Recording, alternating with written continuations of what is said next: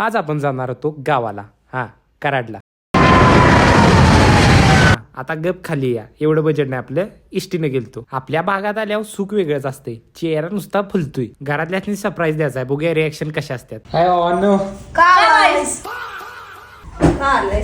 ਹੱਸਦੇ ਚਿਹਰਿਆਂ ਦਾ ਮਤਲਬ ਇਹ ਨਹੀਂ ਹੁੰਦਾ ਕਿ ਉਹਨਾਂ ਨੂੰ ਕਦੇ ਕੋਈ ਤਕਲੀਫ ਨਹੀਂ ਹੁੰਦੀ. घरातल्यांच्या रिएक्शन वरनं प्रेम कळलंच असेल. लय खुश आहे ती. जाऊन दे, जिम मध्येच लय इज्जत आहे. आता वर्कआउटवर फोकस करूया.